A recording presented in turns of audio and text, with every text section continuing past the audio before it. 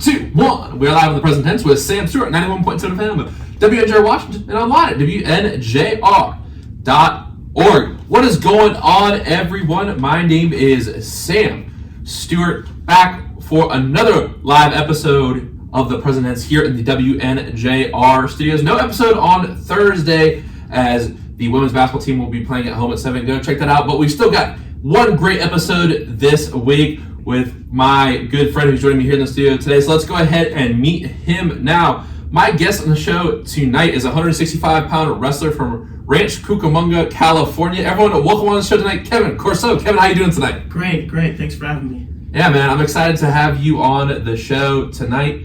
And Kevin, you guys just went through one of your biggest events of the year, the PAC Championship, but you got a bigger event coming up next week, or in 2 weeks rather, and that is the regionals at Lycoming College in Williamsport, PA. So, Kevin, talk about the significance of the regionals for the college wrestling, community, but your team specifically, and how important that is to your goals, and also what kind of training are you doing building up to that?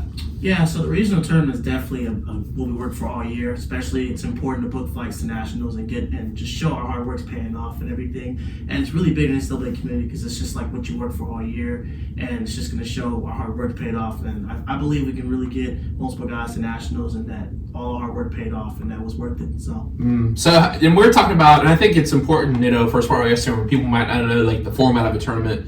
So you guys are putting your starting lineup, your 10 guys, and then how does that work? How does a person particularly qualify for nationals? So the way it works is, I'm not too sure how big the bracket is. I want to say it's a 16-man bracket possibly. Okay. And the way it works is top 3 goes. So let's say you make the semifinals. You basically, if you lose the semis, you have to wrestle back a match or 2, and then you have to take third. And top 3 in each weight class goes to nationals. So that's how it works. Top 3 goes. I gotcha. So for you, what is the training like right now? And we've talked about this on here with Bryce, Hunter, and Jay-Zick when they came on, the different periods of training you're really getting after the conditioning early in the season versus kind of maintaining a little bit more, trying to just keep that weight off during the season. But for these 2 weeks, is it intense? Is it backing off a little bit? What's the training schedule look like? It's pretty intense. So this week we wound it down a little bit because we just had packs, but this is the week where we're tuning our technique and just going over things that we feel need to be worked on that the coaches see. And then next week, up until Thursday before we leave, it's going to be intense and just getting into it and everything. And then just at this time of the year, this is when guys just are tuning the little things, and then just trying to maintain their weight and everything and make sure their diet's clean and everything. And doing extra conditioning they need to, and just make sure taking care of our bodies most importantly, because it is a very long season and the postseason is very grueling on the body. So now for you, Kevin, you'll be wrestling at regionals, and you'll be one of those guys trying to compete for a spot at nationals. So what are you going to try to do in that term, specifically making adjustments off this last weekend? What are you particularly working on in these 2 weeks? Just getting to my shots and just working on more of my offense more so. That's what I'm mostly working on. And just keeping my weight in order and everything like that, make sure my body's healthy. So now, do you have a particular snack you eat or something? Marcus said he ate grapes with cottage cheese or something like that. I know you guys do some weird snacks, but is there any secrets you have to maintain your weight? I personally, I don't cut any weight, honestly, because I bumped up weight class. Right. But if I was to go for if I was to say a snack that I really like, probably, honestly, I would say yogurt, just Greek yogurt by itself. Yogurt? That's a good healthy snack I like, or just some type of fruit, something like that. Okay, I gotcha. Now, for you guys as a team, and obviously, I was with your team a lot, and what first intrigued me to do that documentary is, kind of just seeing that PAC championship, first year head coaches. It was a great story, but now you guys, got second this year, and that's, I know, not your ultimate goal. So to get back to that point where y'all want to be at, what do you think the biggest focus going into the offseason? I know regionals are a big thing, but I know that Sonny, Nick, all you guys want to be the top dogs in the PAC. St. Vincent's obviously stepped out and they're great with a great squad this first year. So for you, what do you think this young squad needs to improve on this upcoming offseason to take back the PAC title? I would just say just keep working on little things like I said, and then just keep putting the work in, just believing in ourselves. And I think we'll be able to win the PAC title again next year if we do that. And I just said the experience thing too. After these guys gonna have a year of experience under their belt next year, that's gonna be huge. So once they have that experience under their belt, I think too as well, that's gonna be a big step up in winning the Pac title, and then just fixing the little things and just coming in every day and trusting the process. And I think we'll be able to get the Pac title next season. So, for you, Kevin, how do you feel like experience plays a role in wrestling? What are the biggest things that guys have to learn coming from high school? And I've talked about this with a lot of people. It's like there's a big differences in style and different things coming out of high school and college. Guys are really good wrestlers in high school. They might struggle in college at first. Obviously, you're going up against fourth year, fifth year guys from St. Vincent and Teal.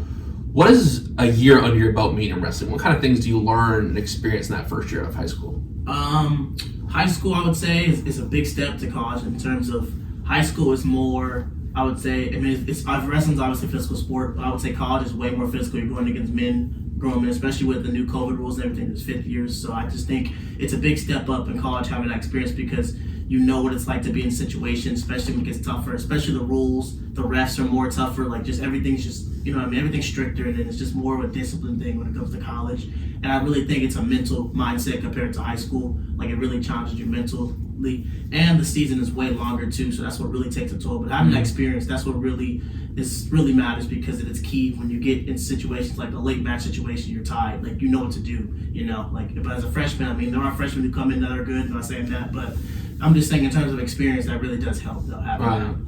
And Kevin, for you, when did you fall in love with the sport of wrestling? I like to get to know my guests at a personal level, so for you, what made you first love and when did you first love the sport of wrestling? Okay, so when I was in second grade, actually, I prior to wrestling, I actually did a little bit of jiu-jitsu for about 6 years. Oh, okay. Yeah, my dad put me in jiu-jitsu for about 6 years, and then I stopped that. I was on and off with that, and then I believe it was my 8th grade year, I started wrestling a little bit, so I was like, hey, you should get back into it. So I went to wrestling practice for a little bit, didn't like it, quit, and then freshman year of high school, my parents wanted me to go out, didn't go out for it, and then sophomore year, I decided to pull the trigger, and then I started going, didn't have the results I wanted, obviously, because it was first year, and then over that stretch going into my junior year, I just went to club, just started going to practice and everything, and then I just started liking the sport more, and then junior year didn't get the results I wanted either, but then senior year, trained the entire summer going in, had a great season, and then, so that's how I fell in love with the sport, just the grind of it and everything, and then just seeing how much better you can get when you really put the work in that, and seeing like that hard work pays off, I had to do a double take and you said you were a sophomore in high school when COVID hit. That's kind of crazy, yeah. Man. Now, for you, starting off with the jiu-jitsu background, and that's the one where you try to choke other people out, right? Yeah. Okay. So do you feel like that helped you at all with the jiu-jitsu background? I would say yes, in terms of just because when people begin wrestling, usually they don't have any type of background or anything, so they're new, they don't know any of the moves. But I would say it helped me in the sense of when I if I went to a wrestling practice or something, I would decently know how to do, I know how to take a shot, or I would know how to sprawl, or the base, the tiny bases, but not the advanced stuff. But I would just have a little sense of what to do, grappling wise and everything like that. So do you feel like jiu-jitsu is harder than wrestling, or wrestling is harder? Wrestling's way tougher. I would really? say. Okay. Wrestling's way tougher because jiu-jitsu is it's more on the ground, it's more you can pull the guard and everything like that, I would say. But wrestling is definitely way more tougher on the body and everything. But jiu-jitsu is really great for wrestling, I would say, for wrestlers to get into, because there's certain positions that intertwine with wrestling that can definitely help you out in your game. So now, I don't know if you ever had Professor Gottschall here at this school. Tiffany Gottschall? Yeah. No. So her husband is a famous writer. He's actually had some books in the New York Times bestseller list. But he wrote a book called Professor in the Cage. I haven't really talked about it on here too much, but basically he was an English professor over in Davis, the white building over there. Okay, yeah. Yeah, and before COVID, there used to be a gym, an MMA gym across the street, and he was talking about all the lessons he learned and how it's called Why Men Fight, Professor in the Cage, but it's about masculinity and the history of fighting, because wrestling and jiu-jitsu and all these combat techniques are really ancient. You know what I mean? Right. Go back long. Wrestling is the original Olympic sport, but he was talking about the way that jiu-jitsu is probably one of the most interesting and important martial arts, because in the end of the book, I don't know if the other Professor Nobu still teaches here, but he said that this professor challenged him. He was a kung fu karate master, and he's all the karate and all the kung fu movies that we saw, it's as soon as a jiu-jitsu master gets a karate master on the ground, it's over. Right. Because karate's all standing up, but he was saying jiu-jitsu, if you can, a good jiu-jitsu master can beat anyone. Right. And I believe you said you're a fan of UFC, right? Yes. So it was interesting. He talked about the early days when it was really. So did you know in the original like UFC there was no ref in the cage? Yeah, actually I did. I think I knew about that a little bit, and it was bare knuckle too. Yeah, it was bare knuckle, and it was like really till someone was unconscious. Right. Which is kind of crazy. It's crazy to think that. Yeah. So he would. The one thing that inspired is like he's talking about because like men do have a tendency to be competitive and aggressive, and that's all part of the book, but. It was interesting because like people who did jiu-jitsu versus a college wrestler and then like a kung fu master versus like a boxer or a kickboxer versus a wrestler. Like it would be all these different a sumo wrestler versus all these different people. So it's just like interesting the different styles and techniques like that go into it. You know what I mean? Like would you ever consider a career in like the UFC or like boxing or anything like that? Nah, honestly, I wouldn't. No, just because like it's long-term mental health thing and just everything like that. It's a really tough. Yeah. I wouldn't get into it. I mean, I'm a boxer for fun maybe, or just get back to jiu-jitsu, but I wouldn't. I wouldn't. Well, I feel like because I asked Coach Hasley about it, and he's like, yeah, just wrestling is more. I think it's a way you can be that technical and that physical person in your sport without kind of taking serious damage, like UFC or kind of the impact of a punch or something like that. We'll talk about some combat sports later that we talked about in class today. Some of the history of that stuff. I think it's interesting. But my next question for you is, while this was going on in high school, you were improving. You weren't in Pennsylvania. You were actually out in Los Angeles, California, and you decided to come all the way to Washington, Pennsylvania. So what made you want to come all the way across the country to go to school? So my senior year, I started getting recruited by just a few colleges because I had a pretty good season my senior year for the short amount of time I was wrestling. And basically, I just was getting emails and everything, and I just kept seeing this school called Washington Jefferson. It kept popping up. And I was like, okay, I'll give it a chance. Like, I'll text the coach. So Coach Prey, the previous coach, we started texting and everything. He was like, yeah, I'm interested in you.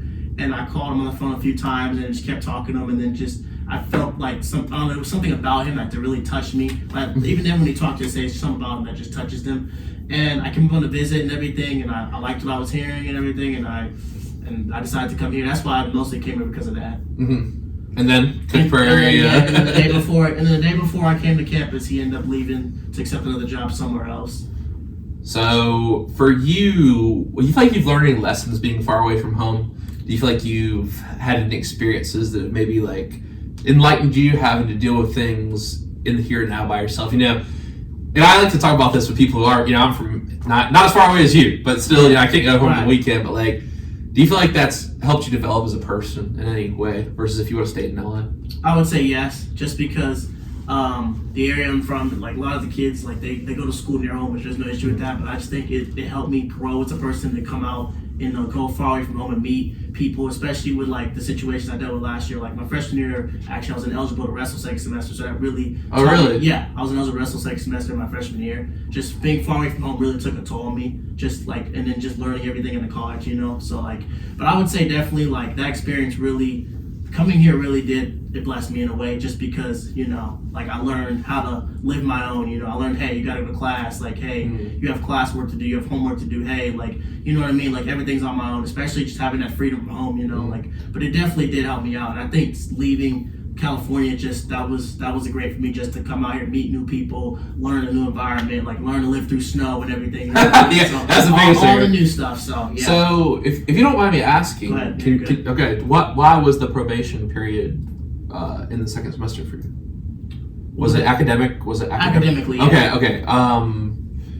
What do you feel like was the turning point to where you said, I need to take this serious? And that was it right when you got suspended? Like, what were your thoughts on that? So, and I appreciate you sharing. No worries. I'm always open about stuff. Yeah. So, actually, when it first happened in December, I didn't really take it that serious. I was like, okay, like it's like I'll get it up real quick, like in a few weeks. Like high school, you can you do work in a week real quick and think get some extra credit in. Yeah, right. So that happened, and then once I really started talking to people on the team, I was like, okay, like this is actually serious. So like, when I came back to school in January, like I came back during the J-term period, actually. Like I didn't stay home until 24th, like because Coach Sonny advised me to, but I just didn't want to really and I hid it from my parents because I was just, embarrassed of the situation, everything like that. And then it really started hitting me when my parents were like, hey, like we're paying for school and everything and all this, like that, like you need to take it more serious, like we're paying for school. And I really sat and I realized it's like, yeah, like that is true. Like, I mean, why am I coming all the way out here for to pay for school if I'm not going to do my job? So then once like the semester started, I really started taking it serious, like actually reading the syllabus and stuff like that, like to like know, like having my classes in line, talking to my advisor, things like that. But that's when the turning point really was, like when the semester started, like January. I really said, okay, like I got to change this around. Like I can't do this again, you know. So. Well, man, thanks for sharing that. I really appreciate it. No problem. What do you feel like wrestling has taught you in your life? What do you feel like the biggest lessons that you've learned from the sport? You know, we were talking about it, and not to name drop my documentary, but if you want to hear more from Kevin and all the wrestling squad, go check out Steadfast. But I really did learn that it's a very grueling sport. So what do you feel like it's taught you? I would say it's taught me discipline in aspects of everything in life, as wrestling is a very tough sport to do. Like, it's a grueling sport. It's hard. We go through a lot of things every day, mentally and physically, and especially 6 months, you know, out of the year, it's just a grind. Like, every day in the room's a grind. But I would say it's just discipline, like everything in life, like going to class, hey, like making sure this is okay, make sure everything's in order. So I would say it's a discipline thing, and it makes you a greater person at the end of the day. Who is a person in your story who you believe you would not be at this point in the studio at Washington Jefferson College without this particular person? In terms of like at the school, or just in a person in your life story? I would say my parents, because, you know, without them I wouldn't even be here. Like, honestly, and like without my dad all my life, like telling me, hey, like college, you need to go to college, you need to get a degree, you know, like I want you to be successful, I want you to be, you know, the first one to college, to go to family and everything like that. So I would say my parents, definitely, mom and dad. Like I would not be here without them, definitely. Wait, so you said you're the first person in your family? I'm the first person, yeah, in my family that's actually getting a degree at finishing, yes. Wow. On my dad's side, yeah. Wow, that's awesome. And what is something, you know, it might be that, it might be something else. What is something in your life that you feel like you're proud of? You know, when you sit back and reflect today, you say, I'm proud of myself for this. I would say that first semester of my freshman year, honestly, getting through that, because I thought about, after that, you know, eligibility thing, I thought about going home and just like not even trying to go to school anymore. But like now I sit back and think about it, that experience really, I'm proud of that experience, because I learned from it, and I actually been able to say I went through something. And like sometimes it's weird to say, but sometimes in life we need things that happen. We need adversity in our lives. I feel like we need that adversity, or like that thing to really wake you up and show you like, hey, like I needed that, you know. But I'm proud that I stayed and stuck through it and just dealt with the adversity when it hit. So that reminds me of a stoicism principle. If I don't have the book with me, it's called The Obstacle Is the Way by Ryan Holiday, and it basically talks about like we need obstacles in life to make ourselves stronger, to plow through a wall, to jump over whatever obstacle that is going to make us stronger. Only way we can get better through obstacles. I think that's a great perspective. Thank you for sharing that. Yeah, no problem. I think that's a really great story that I hope all our viewers take something away from here tonight. What is it that fuels you, Kevin? You've talked about being disciplined. You've talked about, you know, realizing that you need to work hard through adversity and finding that discipline. But where does that come from, that motivation to do those things? What fuels you, Kevin? I would say just, you know, just like I said, like my parents, or just even mostly my parents. I said that really fuels me, knowing like, hey, like let's say the adversity that, you know, I have people that I can't let down, you know. So I would just say like my loved ones, like just letting them down, like even my friends around me, like there's an adversity that hits, like I'm thinking my situation, what is he gonna do in this situation? What would he do, you know, like and like it's more of like letting people down. That's what it really is, like, and making people proud, that weight in your shoulders, you know what I mean? Yeah, that's awesome. Now, for you, Kevin, I want to touch on this before I get to a couple more deep questions, but you're a communications major here, media studies emphasis. So what made you want to do journalism? I know you're into, just want to be part of sports media, that's what you said, but particularly journalism. I saw some things that you particularly interested in. So why journalism? Since I was younger, I've always been a nut for sports, like just the statistics and everything. I've always been a nut. I don't know why. For some reason, I've always just liked it. So before coming to college, like I always looked at all the majors, and it's just something that interests me. Like I couldn't see myself like doing like, because I'm not very good at math or anything, so I can't see myself doing like an accounting major or like something hard. So then like I was thinking to myself, I was like, you know, I think journalism is something I would like to do, because you know I like to write, and like just that'll be a cool career to sit and talk about sports and even go to the games for free, like just cover the media. Like I always thought it'd be a cool thing to do. So is there a particular sports personality you like? Oh, that's actually, I like a lot. Mostly ESPN, I would say. Okay, like give some. Oh yeah, I do like Pat McAfee. I think, I don't know. There's something about him, and this is interesting. We never had this about actual sports personality. I think like he's so overshown now. You know what I mean? Like, he's everywhere now. He is everywhere. And it kind of reminds me of a Barstool kind of vibe, like frat bro kind of joking around. Yeah, like it's not my cup of tea as much. Do you know Bomani Jones? I've heard of him. Yeah, he's my favorite sports podcaster, or media personality in general.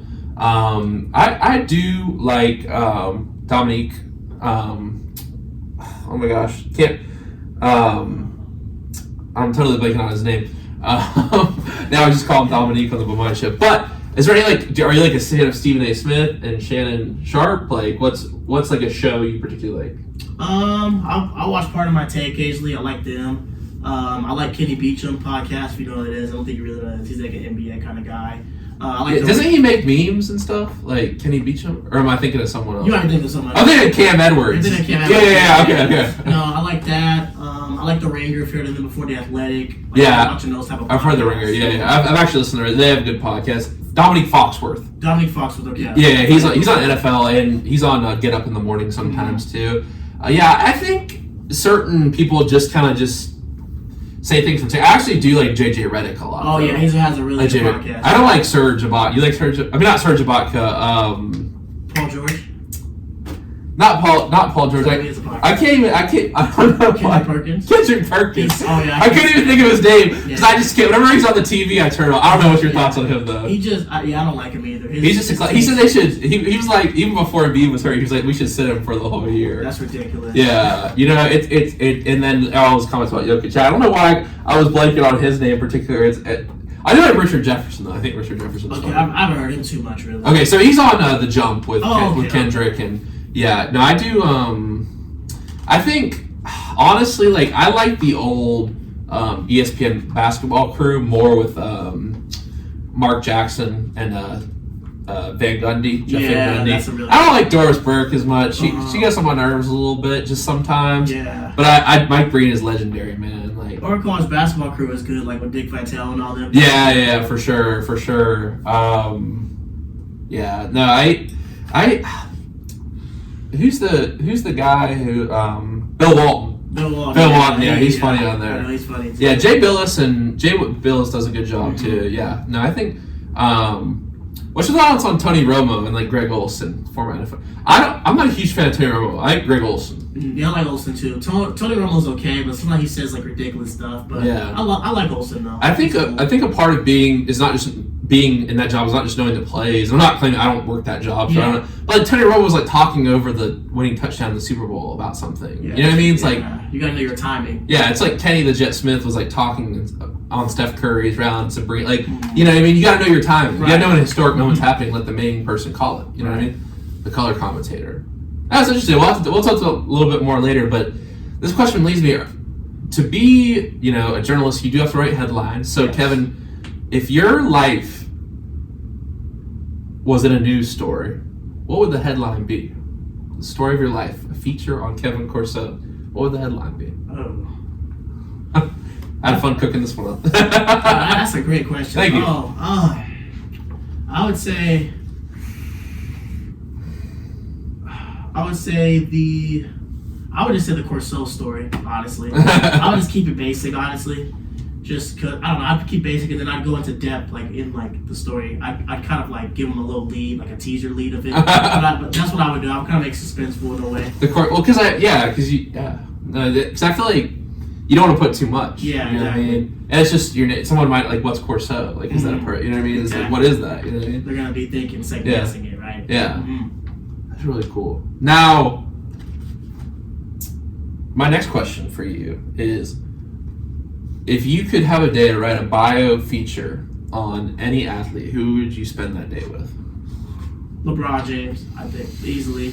Yeah. I was worried you were going to say that. You're a LeBron fan. Nah, Mike fan, bro. I like Mike too, though. Okay. Mike's better. I had to prepare myself tonight because sometimes people will just come up here talking crazy disrespect on Michael. But you seem like a very intelligent sports thinker, so I know you wouldn't disrespect Mike. Especially Bryce the big one. I always troll him about because he always says Mike's better, and I always troll him about LeBron's better. But I know Mike's better. I always troll. Oh, really? Yeah. So here's my thing. I think that I don't. We don't even have to get into it. I think what's interesting though. I'll say this, is Did you see his recent statement where he said he wasn't sure if he was going to do a farewell tour or a Tim Duncan type? Yeah. That's going to be the biggest. You know he's going to do a farewell. Yeah. He just caps for no reason. Exactly. He's just talking. Yeah. He's going to do one. He's a yapper for sure. Yeah, I would probably say, if I thought about this question as well too, I'd probably say Michael Jordan. The reason I say that is because Michael Jordan doesn't do interviews now. Yeah, true. Like, when's the last time you saw him? Like, Last Dance, but like, yeah, that's about it. He don't do podcasts. He doesn't really know. You know, he just doesn't do anything. Exactly. Or Tom Brady. Tom Brady, big one. Patrick Bet David with Tom Brady. Did you listen to that? Did you see the clips from it? I've seen a few clips from it, but that interview kind of blew up because I feel like Tom Brady's the same way. He doesn't do like podcasts. Yeah. Even like when Kobe was alive, he still did quite a few podcasts. I feel like, you know, in interviews. Or Tiger Woods a big one. I really see him get interviewed. He didn't want Patrick Bet David. I can see Patrick Bet David interviewing Tiger Woods if he hasn't already. This has me thinking now. Honestly, Shohei Ohtani. Yeah, that's a good one. I feel like he's not like out there that much. You know what I mean? Yeah, he's not. Well, it's because he has a translator. He doesn't really speak English, so it's kind of hard to interview him. Right. I just translate the whole time. I could see Ichiro could speak good English, but he still uses a translator throughout. Yeah. I could see it definitely being like nervous to go on like a podcast or something maybe, but I'd still want to interview him though. You know what I mean? I wouldn't mind if it was a translator. Throughout history, honestly, Wilt will be a good one. Well, if we're saying any athlete in history, like Babe Ruth, like the legendary athletes that we don't know very much about them. Even like Joe Louis, we talked about today. Joe Louis, that'd be a good Jesse one. Like, and it's just like someone's legendary, but it's like we don't have very much video of them. That's why I think Wilt would be really interesting. It's like the conspiracy about the 100-point game. Exactly, that'd be a very interesting one. Yeah, because he was just like an athletic freak. Or Mayweather Senior, that'd be a good one too. Because he's not really out there like that. He was a really good boxer too, but he wasn't out there.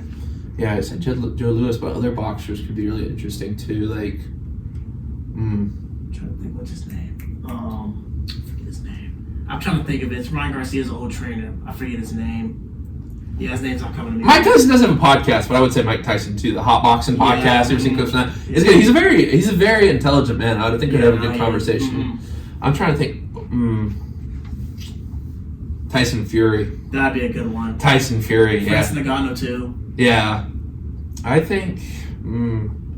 Yes, I mean, I guess you could say McGregor. I feel like he would kind of get my nerves. Yeah. In terms of UFC fighters, I'd probably go. I'll do Adesanya. He's a very. I was gonna say maybe Israel Adesanya. Honestly, Joe Rogan. Or one of the Diaz brothers. I wouldn't mind them, but I don't know. I feel like they get annoying too a little bit. The Paul brothers. No, they're already got too many places. The Paul brothers. They got a whole show and everything. Yeah, my friend Scotty, he actually got to be at the press conference and interview Logan. Oh, really? But it's okay. So let's talk about this because so today, what do you think of like the documentary we watched today about like for those who don't know like the bout between Joe Louis and Max Schmeling like was this huge bout in 1938, World War II, big clash of nationalities. Like, what did you take away? I have some takeaways that people might not have thought of, but what were your takeaways from that? I thought it was interesting, honestly, because I didn't really know much about Joe Louis. So I thought it was a very interesting documentary that I like to learn about and everything like that. But my takeaway was it was just like I didn't know like back then like boxing was segregated like that too. Like I didn't even know boxing was a big thing back then too like that. Like I didn't really because anytime you talk about like segregation things like that, like not to get like controversial or anything, but like you never hear about boxing really as a sport like really back then. So that's my takeaway from it. It's just interesting to hear that. Yeah, that was interesting. I think too the fact that everyone was cheering against Joe Louis in 1936, but then on World War II, everyone's like throwing stuff at Schmeling. And I think what's interesting too is like everyone was like, get that Nazi guy, Schmeling. But the thing is like he actually had a lot of Jewish friends. He wasn't some like diehard Nazi. So it's like everyone was hating him. We as Americans were hating him. But at the same time, like he wasn't really this representation of like Hitler that everyone made him out to be, because he had a lot of Jewish friends. He had like friends who were like communists and socialists who were people who were targeted too.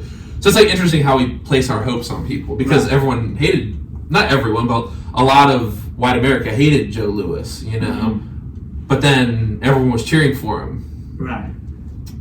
I think what's interesting too is the fact, and I think this is why I brought this up. We're talking about the Paul brothers. It's like, and I know the media was disrespecting both fighters on both sides, but it seemed like they didn't say anything personal about each other.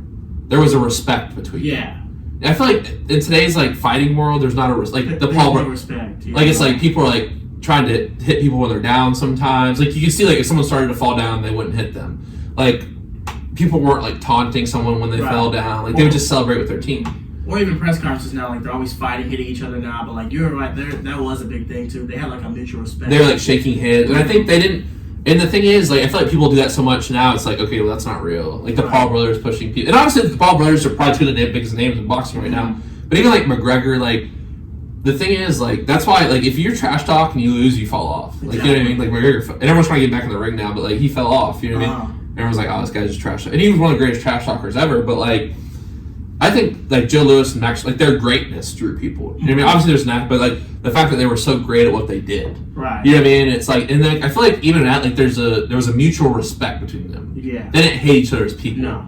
They were, like, shaking hands before the fight and stuff. Did you notice that? Like, how they were shaking hands? They weren't, like, never really friends like that, but they had respect. Even they said that they never really were friends. Like, you know, people, like, push each other at every, like, press conference now. And, like, I don't know. It just seemed like sports were, like, and honestly, I do love trash talk. And, like, obviously, like, you know, there is something to trash talk, but it seemed like it's like reached a point where it's too much now in combat sports. You know, especially back. Sorry to cut you off, but especially back then too. It seemed like promotion like wasn't as big. They more cared more about the fight, but now it's about the promotion, the promoters, like and like they're trying to like hype the fight up so it makes more money. You know, right? Because the more hype you get, the more money you're gonna get. You know, right? And I think the media teams did hype it up, but at the same time, it was like their greatness. Like Joe Louis, his rise to stardom was through his like greatness. Same thing with Schmeling. Like it was interesting too. And it's like it was interesting how they were like both in their own way forced to be someone who they were not. Right. Like Max had to like be quiet about his Jewish friends. Like he was trying to like suggest to Hitler like protect. But then what are you really going to do? And like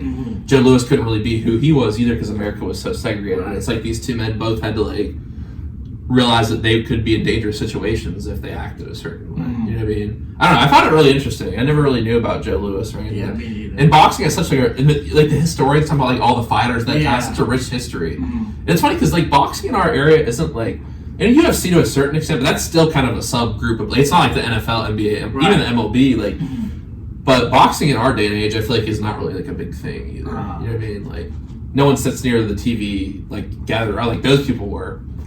It's not going to sell at Yankee Stadium. You know what I mean? But I think the radio was also big too. It's like a big thing to do. Yeah. Like, do people want to sit down and watch a 12-round boxing match? Probably not. Because honestly, like, sometimes boxing can be boring. Oh yeah, especially if they're not doing much. Yeah. Yeah. Because if you look at like Floyd Mayweather, like he's a very defensive fighter. People are like, how did he not knock Logan Paul? Like that's not really his game. He's not like a big puncher. He just has great footwork. Yeah. Yeah, but I don't know. I thought that was interesting. I thought the whole documentary was really well done, but also like. Yeah, it's like there's that respect factor. And I feel like I see that in wrestling a lot, too. I feel like there is, like, I feel like some trap. But you guys still, like, most people, like, I saw some people get upset, you know what I mean? Particularly when Tanner Smith bet that Vitek Katie didn't shake Coach Sonny's hand. But, like, most people shake the hands of the other coaches and stuff, you know what I mean? Like, and I think that's good to see. It's, like, a healthy respect in wrestling. I heard there's not usually too much trash talk out there. No, not at all, no. Yeah, because I feel like you see like the pro con and everyone's like constantly trying to sell themselves. You know what I mean? It's like I don't know. I just feel like at a certain point it gets to be too much. Right. Like, I like people self-expressing. Like Izzy, like obviously he's like dancing and stuff. Like that's cool, but it's not like disrespectful. It's not respectful, no. Yeah, I don't know. Yeah. I don't know. Something to think about. This just seems like the sport has changed so much in 100 years. Yeah, exactly. Definitely. Also, when they fight too, like they fought like weird, like their stances and everything, but like really stiff, especially the big guy. Oh yeah. And, like there was sometimes they would just like tackle the other guy. Exactly. Or they were just getting close and just like stay like tied up kind of. But now they break that up more so. Back then they didn't really break it up. It seems like when they were like wrestling each other kind of. Yeah, almost. Yeah, it was pretty interesting, and the fact that like Yankee Stadium gets sold out. Oh yeah. Like that was. Imagine being there for that. You know? That was probably crazy. Yeah. It's a huge stadium too. Yeah, it is. The old Yankee Stadium, of course. Now, my next question for you is what is something in your life you haven't got to do yet but you want to do? I want to skydive. Actually, I actually would love to skydive. Really, my parents got me a gift certificate to do it in a place near us this summer, so I'm excited when I get back. I'm gonna go. Oh wow! No, I've seen it. I want to like skydive. I really want to get into skydiving. And surfing too. Those are two things I really want to do. I know if California saw me, I want to get into it. I want to do it. So I was telling you about the Australia documentary before. That's what I actually went for, is videotape a documentary about surfing. Oh, really? Yeah. So you're from LA. You never went surfing? A little bit. Okay. Have you tried get up some waves before? The only thing I've done surfing was when I was in Hawaii and I did surf lessons, but I have friends who surf and I just never really got into it. Never at the time knew, but it's something I would definitely do. Those two things I definitely want to get off my bucket list. It's funny that when I was talking to some people from LMU about maybe going to school here for graduate, they're like, if you go to school here, 5 minutes away from the beach, that's a big thing out in California. Yeah, so I went to San Diego a couple summers ago. So I'm from North Carolina. Our waves are pretty good. I see it's one of the better states in the East Coast. Yeah. Maybe Florida at certain spots. But were you in Australia? That's huge for surfing. I heard. Oh yeah, dude, it's huge. Dude, you have to be really good at that. It's the type of thing it can make you emotional. It's every mile, 2 miles, there's a different cove, different breaks. So there's this place called Manly Beach, where they actually had the first world surf competition. In the film, I actually talked to a guy who was there at the first one. Right. So it was cool. But it's there's these flowers on the cliffs, and it's the cliffs are right near the beach. So it's you hop on the beach, you're surrounded by these trees and flowers, and the water's perfectly blue. Right. It's the waves. It's not as scary as it might be on the East Coast when it's a big storm or something, but it's perfectly clear, and then a big wave will come perfectly clear. So it's the perfect shape, but it's big though. It's really cool. And the other thing that's cool too is there's 50, 100 people in the lineup, and then out there's 20 people surfing, 20 people paddleboarding, people running on the beach. Very active nation, so it's even in California. So for me being the East Coast, you don't get those big lineups, but California, you see someone in LA or San Diego, there's 50, 100 people sitting out there in the lineup. You know what I mean? But Australia, it's one of those spots too, or Hawaii. If you're not near a touristy area and you go somewhere random in Hawaii, they say not to do that because you get stabbed. You know what I mean? It's surfing's a religion. Same thing in Australia. It's that guy, that's his break right there. That's their group's break. It's like a religion, man. Yeah, no, it really is. If you get a chance, you have to check out the little film I made. It talks to a lot of surfers who live in Sydney. You have to get into it. It's really fun. It's different. People say maybe it's not a sport. I named it the Pursuit of Joy because the guy, he was they turned it into sport, but it's really a pursuit. And I said, what is a pursuit of? He said, it's the pursuit of joy. So I was yeah, that's right. And sports, as you get so competitive, there's a scoreboard, but surfing, there's no scoreboard. You're just doing it for fun. Exactly. Yeah, but all that's the same. I think you should definitely try surfing. Get a soft top board for maybe $100 or so. Go take it out. How far do you live from the beach in LA? About an hour with traffic. Okay, that's really with traffic and with traffic or without traffic? With traffic an hour, but without traffic a good 45 minutes. Okay, I was about to say because with traffic in LA that can mean a lot. You know what I mean? So wow, man, that's really cool. Yeah, you have to go see if you can get some waves. That's super cool. My next question for you, we'll get to some personal stuff now. What's your favorite movie of all time and why? It sounds like a crazy one, but Scarface. Oh, how's that crazy? That's a cinematic masterpiece. Yeah, in my opinion. I don't know. That's just one of my favorite movies. That movie, I watched it and it just stuck to me. I just say just the cinematics, everything, Tony's whole character, the acting, everything. It's just a great film. Tony Montana. That was around that Future song. Tony Montana. You heard that? Yeah, I know. They play before the 49ers game. So when that movie came out, I was listening to a podcast talking about some different things about that film. It was really controversial at first because if you think about it, in 1983, to have a dude getting cut up by a chainsaw, that was super controversial. Exactly. You know what I mean? And obviously, there's a lot of violence and gore. It's probably nothing compared to today's movies, but it's crazy, man. That even now, I'm whoa, that's crazy. They showed that to the movie, but the thing is, it's based off a true story. You know what I mean? The fact that criminals from Cuba were allowed into the United States to try to give information. That's a good movie. Mm. But I think it's that classic narrative in those mob films. It's the lowly kind of servant to the big guy becomes the big guy, and then what destroys him. Exactly, gets betrayed by the guy. Does something to him. Yeah, it's the same pattern that happens in all those movies. But I really I think have you ever seen The Heat? The Heat, no. My dad actually loves The Heat, but I've never seen it. Al Pacino and Robert De Niro. It's really, really... Is that a mob movie too, or that's just Yeah, it's a mob movie as well. Okay. Yeah. It's more kind of modern, I think, in a lot of ways, a sort of neo-noir. But Al Pacino, man, he's good. I never saw The Irishman. I need to watch that. But yeah, man, that is a really good movie. Scarface. Yeah. And so we had kind of saying hello to my little friend. Yeah. That's man. It's like I never knew where that came from. It's like yeah, no, that is a really solid movie. A really great movie. I really enjoyed it. It's one of those long movies too. I feel like they don't make movies like that. It's like anymore. 2 hours or so. No, it's longer than that, isn't it? Hang on, let me see. How long is the runtime? I'm not sure. I think it's like. I know it was long. I sat through the whole thing, but it was long. No, it's like, and I feel like the funny thing. Look it up real quick.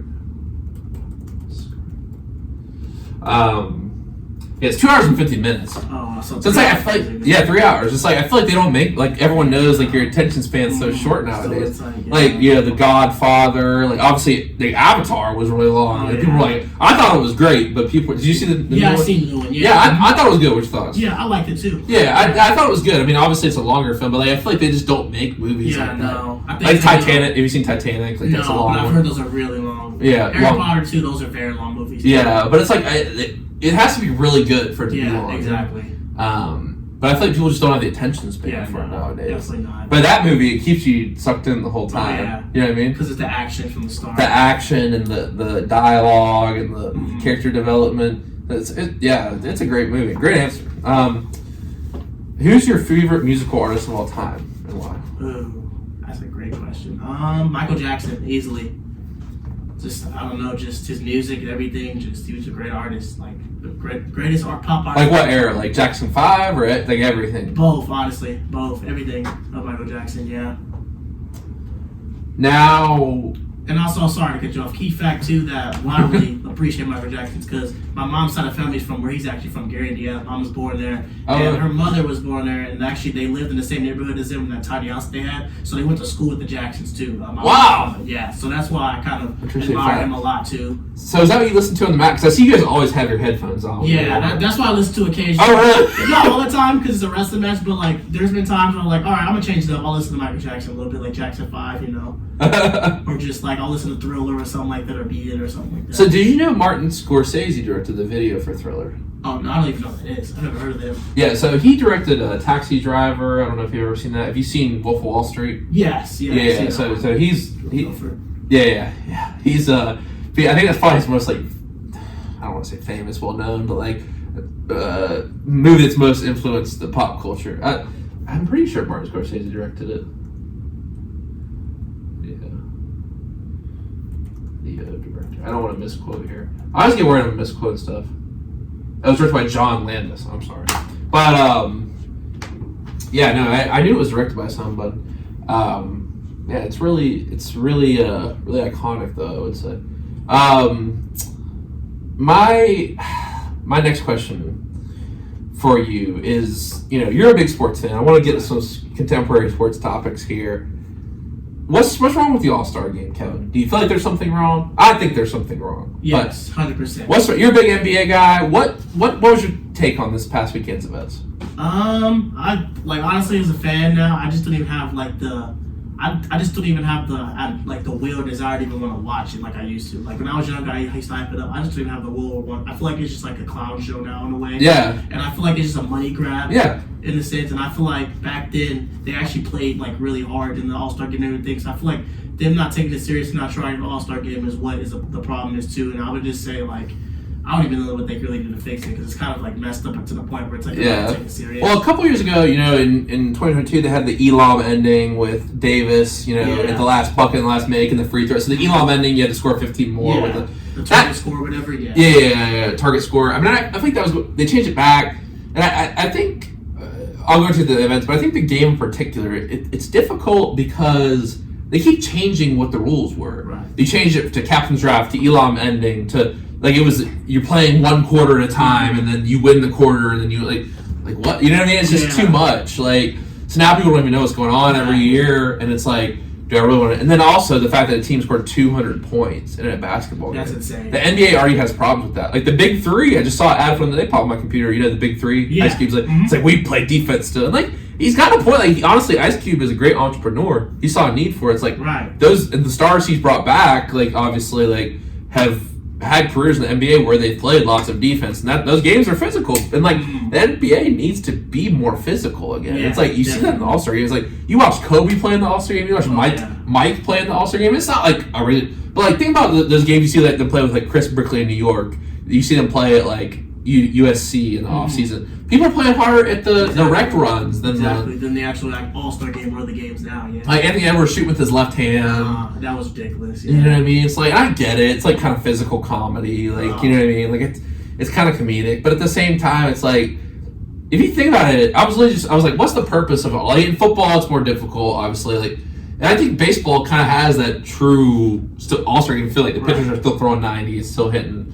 And baseball actually used to be you played for the home field advantage in the World Series, your league. Right. So it's funny. I think they should make that. It's funny. I don't think that anyone has talked about doing that. I haven't seen anything. Maybe a couple people on Twitter were saying it, but like, do you like that idea? Maybe, or you think it's too much playing for the home court advantage in the playoffs? Yeah. No. Just the finals. Oh, just the finals. The conference who win, that team gets the home court.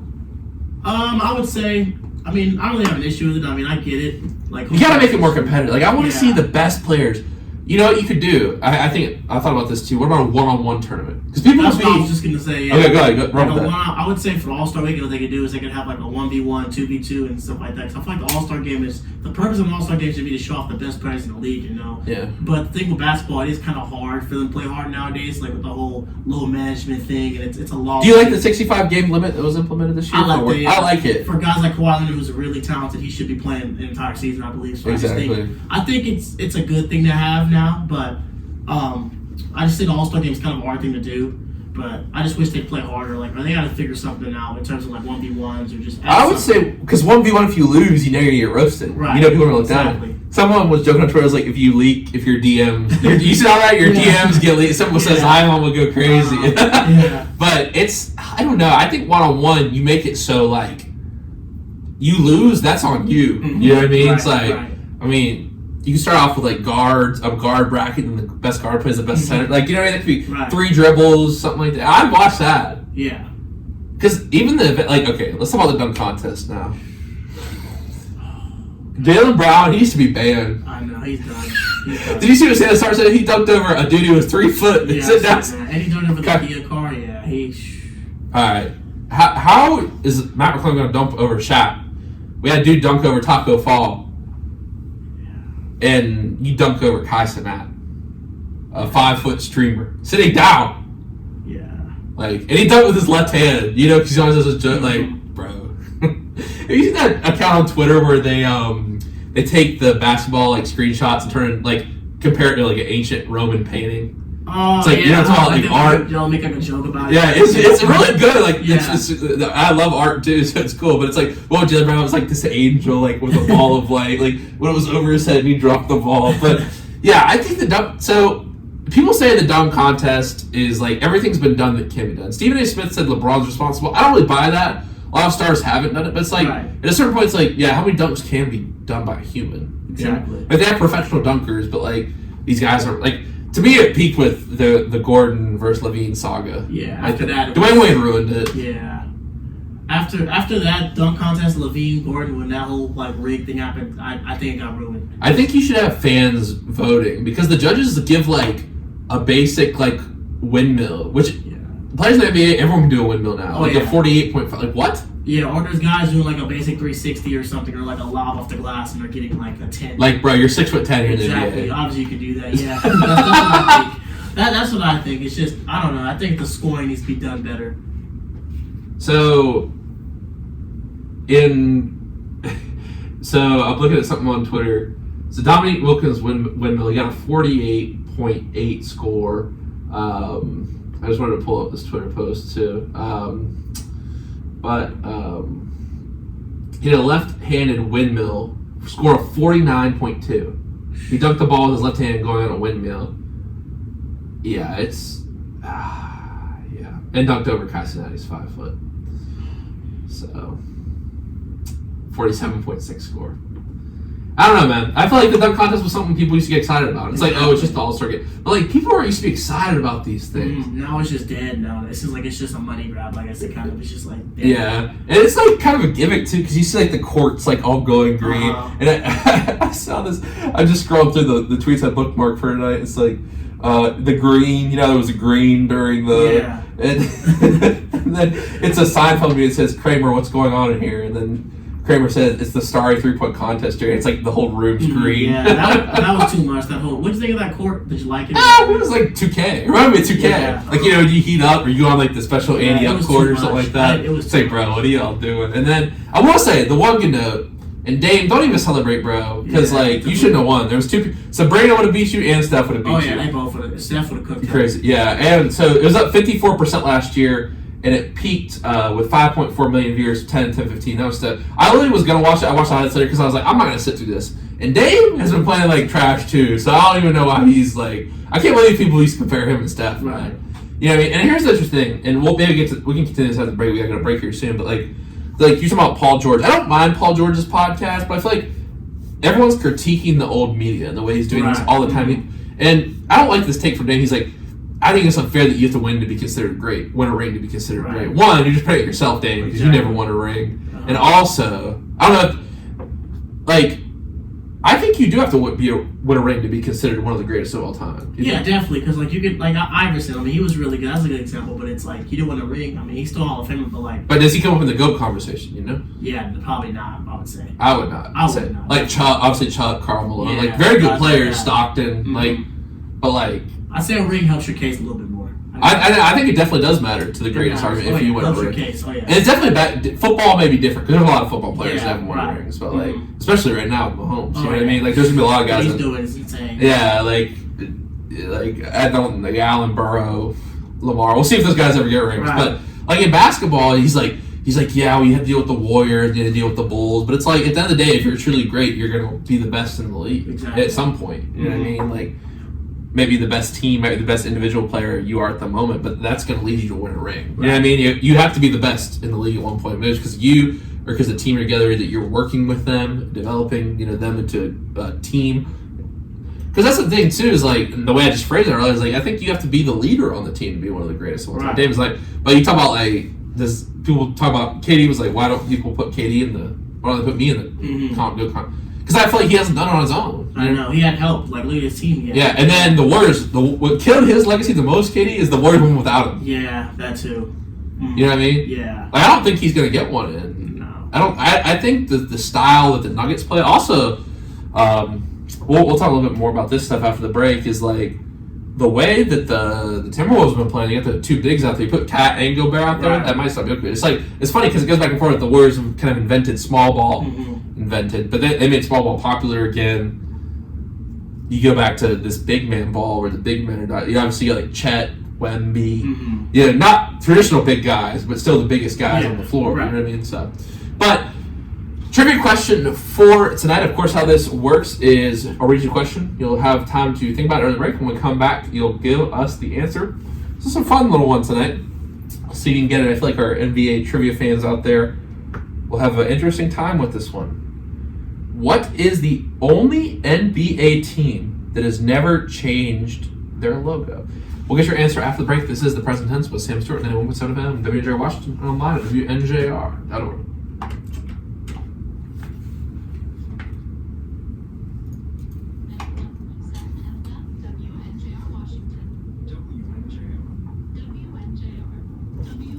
You have an idea? A little bit, yeah. Who are you thinking? Celtics. That's one I'm trying to think. There's only one answer. Yeah, I know. I'm just thinking of all 30 teams and I'm trying to think of who.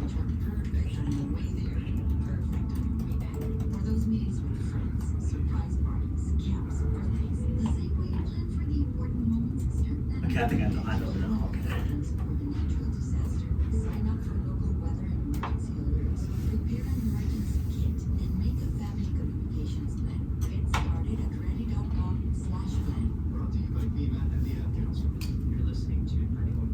We got time.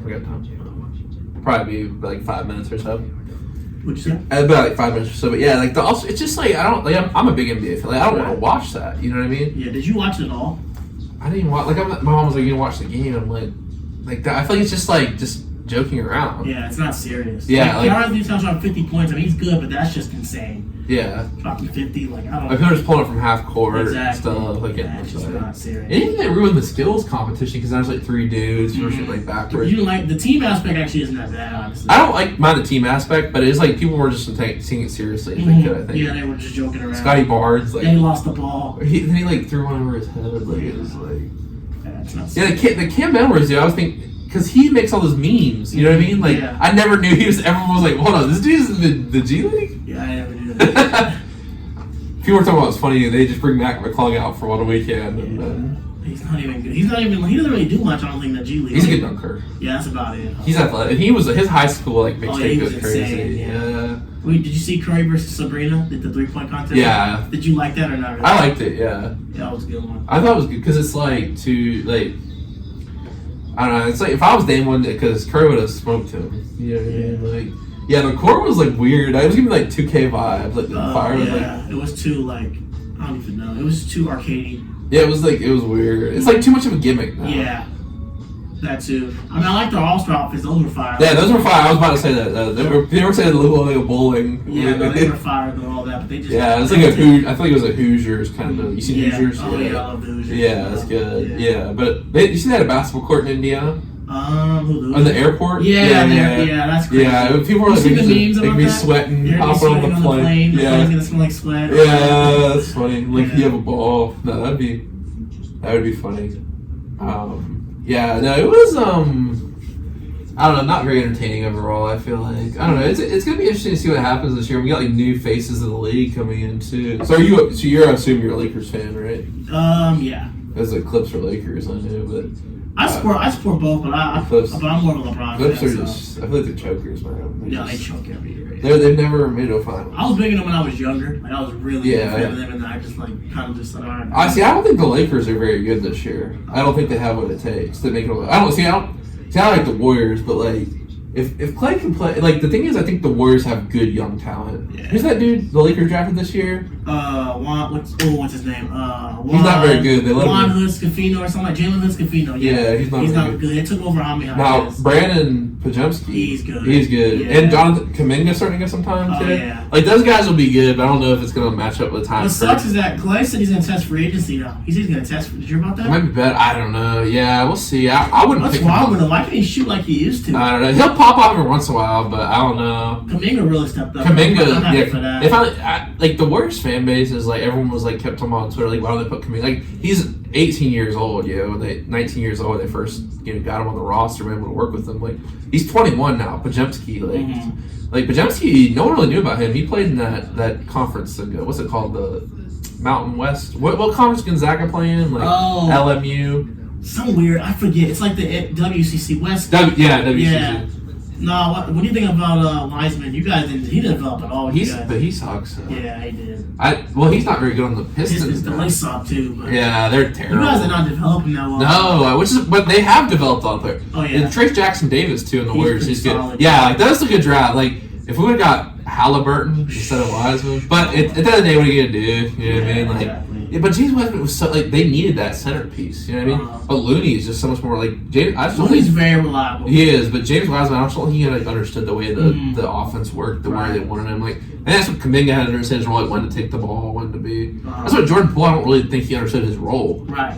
You know what I mean? It's like now the Wizards, they're terrible. You know what I mean? It's like, but that was a fun team to watch in 2022. But yeah, it'd be interesting to see what happens with LeBron, like where he goes. You know what I mean? Like, if he stays in LA.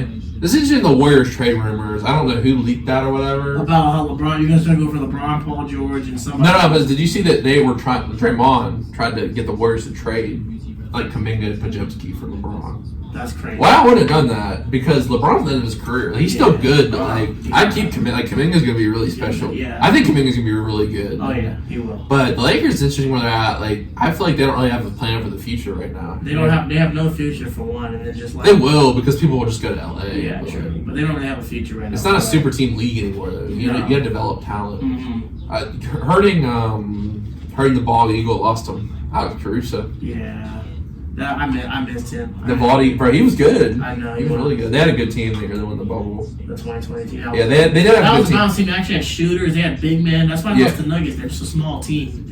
Compared to the Nuggets. Yeah, Nuggets, they really figured it. The Nuggets got a good squad. Murray and Jokic just, We're back on the present tense with Sam Stewart, 91.7 FM, WNJR Washington, and online at WNJR.org. We're talking with Kevin Courseault today. Before the break, we asked Kevin a trivia question.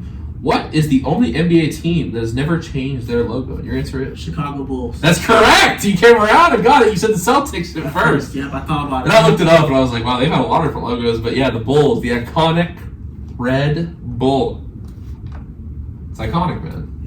Yeah, it's interesting because a lot of teams have had similar logos, like the Knicks and Celtics, the Lakers, right, but they changed little details. Yeah, but if you think about the Bulls all the way back, because it's timeless. Right. And I think also the Bulls, you watch the last, it's such a recognizable brand. You know what I mean? People all around the world, it's kind of crazy. Kim Jong-un's favorite team is the Bulls. Oh, why? I never knew that. Yeah, that's why he invited Dennis Rodman. It's everyone around the world did the Bulls. Yeah, true. Yeah, you know what I mean? I was thinking Celtics at first. I don't know why. Cause Celtics, I looked it up there. They've had a lot of different logos. Didn't they change the white in it or something like that? It used to be all white at one point. They had just the clover leaf. They had a dude like a red human. They had the red kind of basketball. They had the guy he's wearing black pants and a brown cape, all of it was white. Right. So that was that. The only team I thought it was the Knicks. The Knicks have had quite a few logos. Yeah, they changed little details. The Lakers. Yeah, and the Lakers used to be the Minneapolis Lakers too. Yeah. So that was a good call. Another one I saw on TikTok or not Instagram Reels was really interesting is the symmetrical and NFL logos. There's ones that are symmetrical. It was the Saints. It was the Saints. It was the Cowboys, and it was the Titans, I think. Hang on. NFL logos. Yeah, this is your bonus trivia question if you get the last one. I'm trying to remember. So was the Jaguars? You're gonna kick yourself. No, it's not that. It's a team I don't think gets talked about very much these days. In the NBA or the NFL? NFL. Symmetrical. So it's the Saints, the Cowboys? It is, yes, Saints, Cowboys, and the Bengals? Yeah, I don't know. The Colts. Oh, because they have the horseshoe. Yeah. Oh, okay. Yeah, it wasn't the Titans, but yeah, the Cowboys, Saints, Cowboys. Yeah, it was interesting, but I think what's your thoughts on the color rush jerseys? They got rid of those, right? Yeah, I like them. Honestly, you're talking the NFL or the NBA? I like both. The City Edition? The City Edition this year looks horrible. I agree. The City Edition. Pacers have the best one by far, but a year ago. I don't like the Warriors ones. I like the ones that used to have okay. My opinion on this aesthetically is that everything's so minimalistic now. Yeah. You know what I mean? The old school trims and stuff, the Warriors old school, the trolley cart. Right. I really hate the Memphis ones where it's the M, E, M. Those are so ugly. No. And the Brooklyn ones a couple years ago where they had the clouds on it. The Bed-Stuy or whatever? No, not the Bed-Stuy. It was they were light blue with red, had clouds on them. Okay, I know. Yeah. That one was yeah. I like the sleeve jerseys Adidas used to do. Oh yeah, those were nice too. But the best City Edition by far is probably Miami Vice or the Clippers, the spray paint ones they had. Those are really nice. I probably have seen the Miami Vice. I know, but you as a baseball player, I know those MLB jerseys are getting a lot of hate right now. Yeah, I don't know. Well, one year they did a all white, all black uniform All-Star game. Mm-hmm. Yeah, MLB City Edition. And also with baseball, the uniforms are the Yankees and the Reds, they have these timeless uniforms. Right. You know what I mean? It's the big combination, I feel in the NBA and the MLB is that light blue, you know what I mean? That old Royals color. Right. You know what I mean? That light pewter blue. I do not like that at all. Yeah, the color rush NFL, the NFL doesn't do a lot of alternate jerseys. No, not really. The Bucks brought out the creamsicle though. I do like that. Yeah, those are nice. And the Seahawks, those are really nice. Yeah, the Seahawks, yeah. But the Steelers, remember a couple years ago the Steelers did this alternate jersey when AB and Big Ben were still playing. They had yellow, black, yellow, black. They're back from the 60s. About those. Those were ugly, bro. You didn't like those? No, I didn't like those.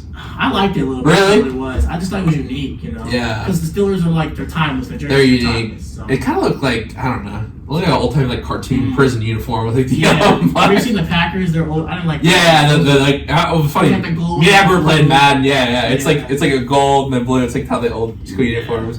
Yeah, I don't know. Okay, this is interesting. Like, what's the best, like, most timeless, like, classic uniforms in sports? Any organization. Honestly, like it's the Yankees. Like you said, it's the Yankees. The pinstripes, I would say. Yeah, that's just iconic. You just can't change it. Like, Yeah. You can either that. I feel like just good, like, I'll say the Lakers because that gold is so gold or yellow, purple. I like the gold. I do like their gold. Yeah, the gold is so vibrant. It's just like a.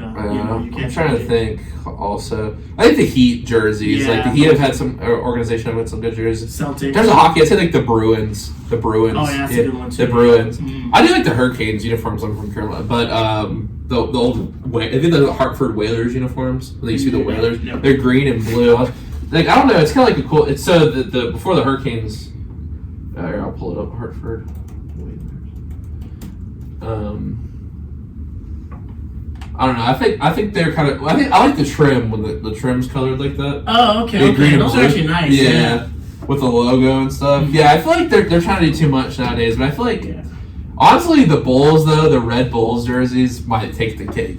Yeah. Or the black Bulls The jersey. black, yeah. Yeah. Well, even their St. Patty's Day jerseys that Greenway did, that special edition, those were actually nice. Yeah, no, that is a good point. Yeah, you're a Dodgers fan. They got the classic. So I'm saying, are you a Dodgers or you're a Anaheim Dodgers fan. Dodgers fan. Oh, yeah, Y'all just signed Shohei. But the thing is, like the Dodgers and the Yankees have been struggling these past couple of Yeah, years.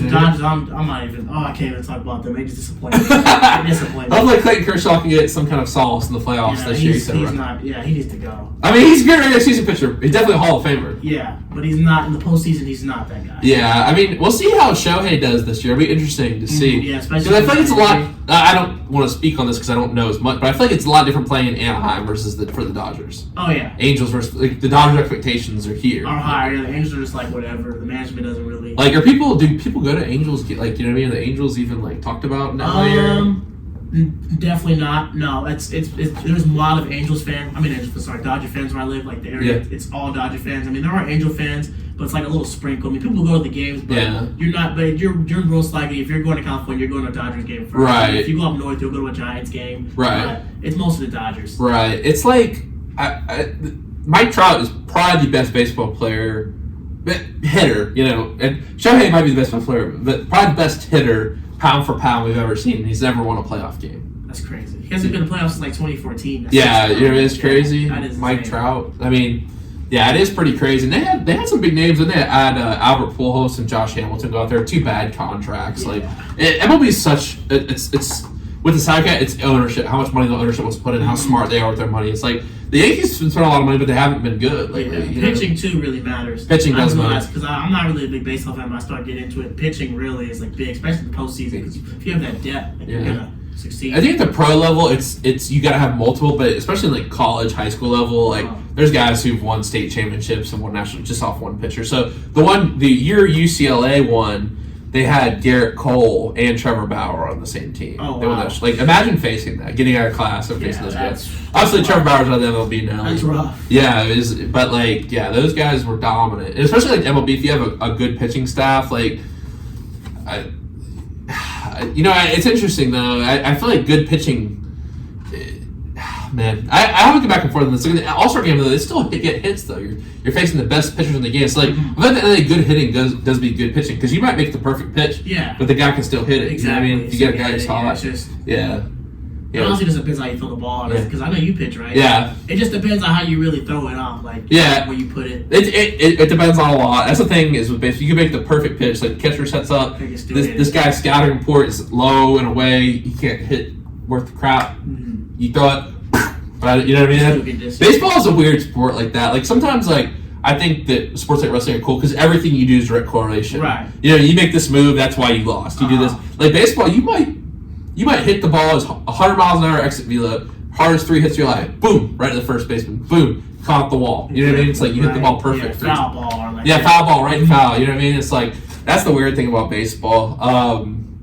Yeah, you guys got Freddie Freeman. I'm a Braves fan, so Oh, they're okay. they're closest team to me. So you guys first, but he won a World Series with the Braves. But yeah, the Dodgers are one of those teams like the Yankees. You either love them or you hate them. Exactly. You know what I mean? They're mostly hate. I've especially coming here. A lot of people hate the Dodgers here. Yeah, and they're just one of those teams. I mean, I think they have a lot of fans everywhere, kind of like the Steelers. So who's your football team? Football team? I'm a New Orleans Saints fan. Saints. Okay, I got you.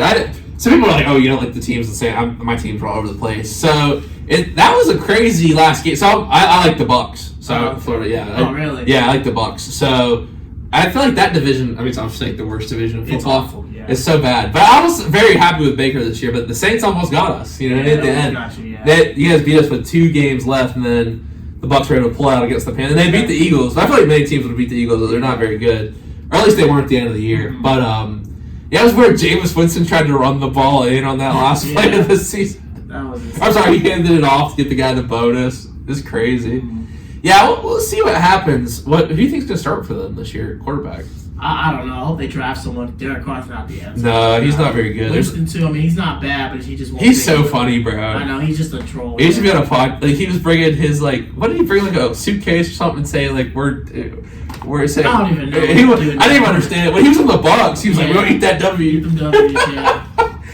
The thing is in the Bucks, like, so he was actually a first round. It's funny because he was first round, and so was Baker, actually. He was the first overall pick. Exactly. Although Baker, I think Cleveland is just a bad organization. A bad fit, yeah, I think he might be successful with the Bucks, especially if they get Mike Evans back. Oh, yeah. Mike Evans, 1,000 yards on the season. But anyway, yeah, Jameis, like, he wasn't bad for the Bucks, but, like, at the same time, he was. Because he had the most, like, yards in the league. He was up there in touchdowns, but he also just, like, interceptions. Yeah.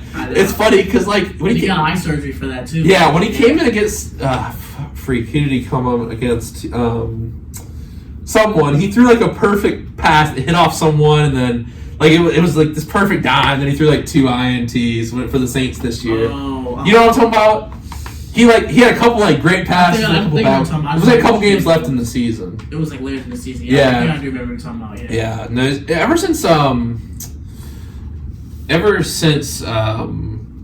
Drew Brees has left, it's been interesting. Sean Payton, he's not having a great time out. See, I think these coaches, like, here's the thing, like, Sean Payton, I would retire. Bill Belichick, I'd retire. Yeah. Like, you know what I mean? It's like, I feel like those guys, they were part of legendary quarterback. Now it's just show, like, you're not without the quarterback. You know? Because, like, Bill Belichick, retire. And coaching style, too. You got to make sure that the game has gotten so much faster, so you can't really have pocket passes like that anymore. That's a great point. Guys like playing for players that they played with. Mm-hmm. You see, like, the success of, like, Dan Campbell. Right. Yeah, I think there's going to be more guys like that. Mm-hmm. You know, obviously, like, Dan Campbell. I think the Lions might go to the Super Bowl next year. Oh, yeah. I think so. For Niners, like, we'll see. But, yeah, I think there's definitely a change. And you see it in college, too, like someone like Nick Saban. I just saw, like, an ad from Alabama football today. Like, it was an NIL thing. It's so different. You see why Clemson struggled, you know what I mean? It's like, It's just that times are changing, you know what I mean? But, yeah, I don't know. I think the NFL, I can't believe people are still going against the Chiefs, you know what I mean? It's like, that was a drama-filled game. I think it was a great game. Yeah. You said watch the whole thing? Yeah. Even though you said you weren't going to watch it, bro. Remember class, you said you weren't going to watch it. So I got you on that one, bro. I got convinced to watch it. I got convinced. No, bro, I told you. I said, no, he's going to watch it. No, you're right. I was going to watch it. I fed it to at first, I was mad because I did not want either team in the Super Bowl. Because one of the Niners, I can't stand their fan base for being in California. Was it like Niner gang, you know? Yeah, just people wing. They just always talk, run their mouth. And the Chiefs, like, I like Mahomes, but I'd rather see a new team. That's my point. It's so funny in sports. Like, I feel like we should start, like, and the funny thing is that class, it actually talks on a lot of topics we kind of touch on here, like sports philosophy, but like, it's like the dynasty, like the Chiefs were the darlings when they came on the scene, you know what I mean? Everyone loved the Chiefs when they first beat the Niners, because everyone still hated the Niners back then in 2020, but like, well, especially with Patrick Mahomes' Super Bowl when they went to see Brady, no one wanted Brady to win, you know what I mean? Although they got killed in that Super Bowl. But, like, the interesting thing is like, you look at that in 2020 when they won the first Super Bowl, versus in 2024, it's completely different, right? Everyone hates the Chiefs. Exactly. Like, it's crazy. And it's like, I feel like there's such talent in the AFC, too, that he's had to go through. Like, it's crazy. I mean, and that's the thing with, like, I think you can't use his argument because Brady had to go through, especially that last season, like, Rodgers, Breeze, getting the playoff. And he had to face a lot of good quarterbacks in the AFC. Like, he had Peyton Manning, Ben Roethlisberger, and even Joe Flacco. You know what I mean? Those Ravens teams were really good to win those Super Bowls. Like, but yeah, I think I don't know. I feel like people are just gonna hate it. It's gonna keep. I put the Chiefs back in the Super Bowl next year. Mm-hmm. Yeah, they're probably gonna make it again. They're gonna find a way. So what's your let's I know you're a big NBA guy. Let's make a prediction. I haven't actually made my prediction yet for the NBA season. Anything can happen in the playoffs in the NBA. You make the playoffs, make the play, and you can win. So what's your thoughts right now? For the finals? Yeah.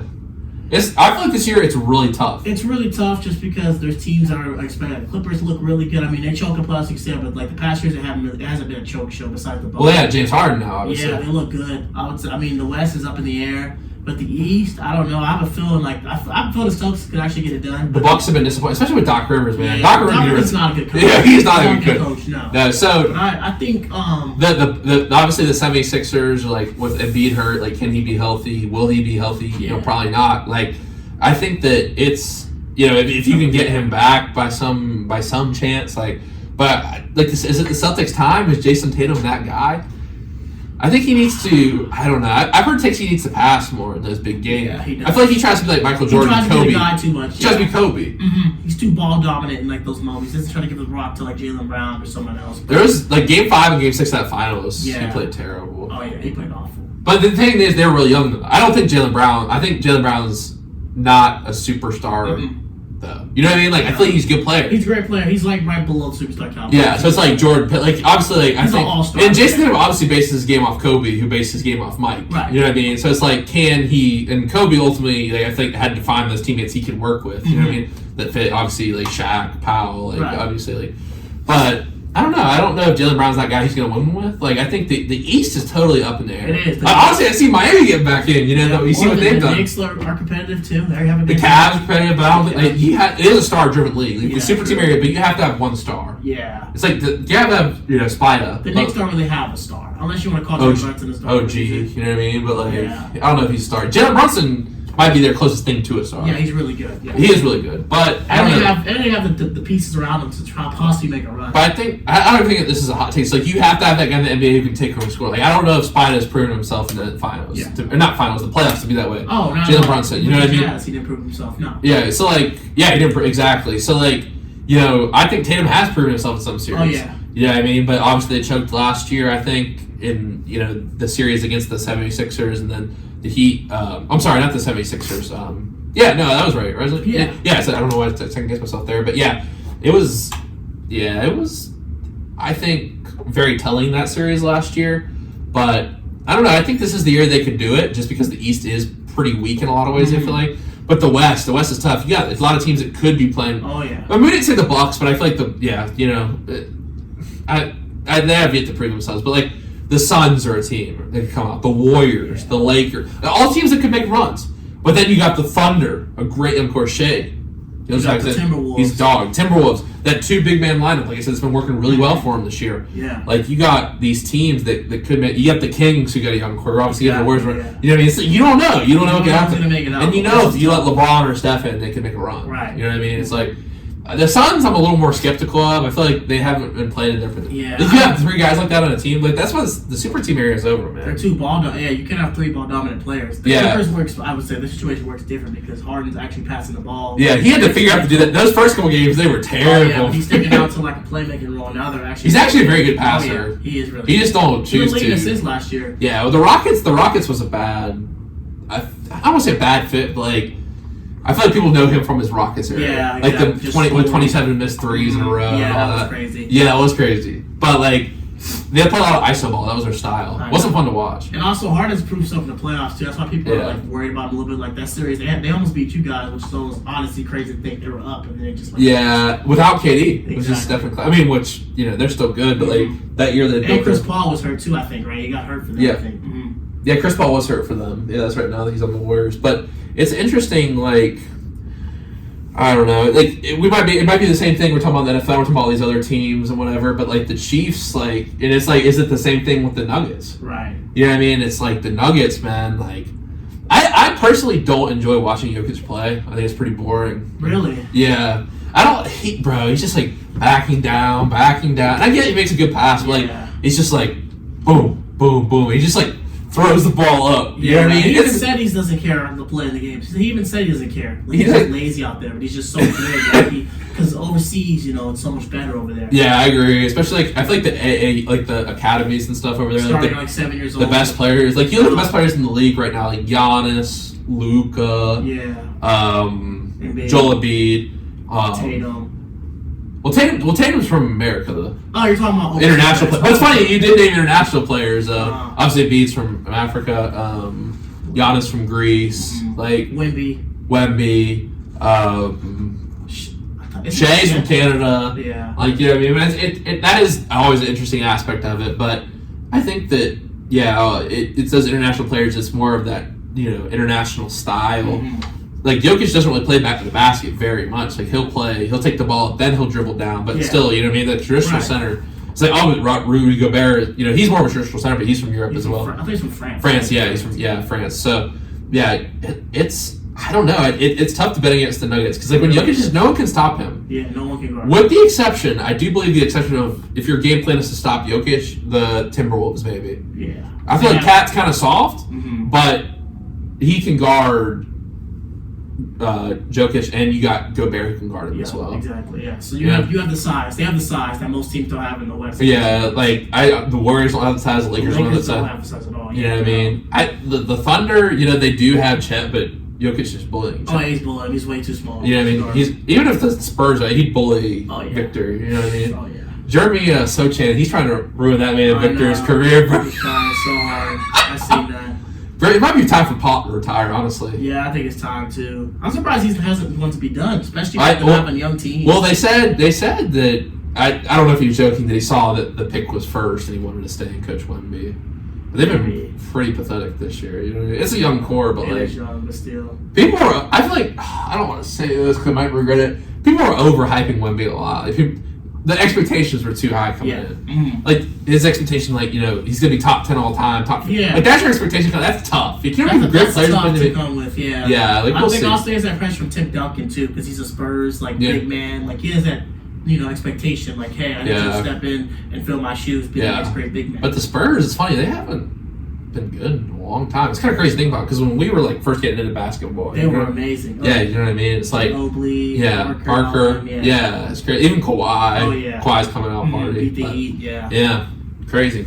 But, listen, Kevin, this has been a great show. We can obviously talk about sports all night. I really appreciate the conversation, all the insights you shared about your own life. But, all good things, what's coming up? It's already 9:25. We're going to wrap up, so why don't you bring us home with the quote of the day. Quote of the day is from Ray Lewis.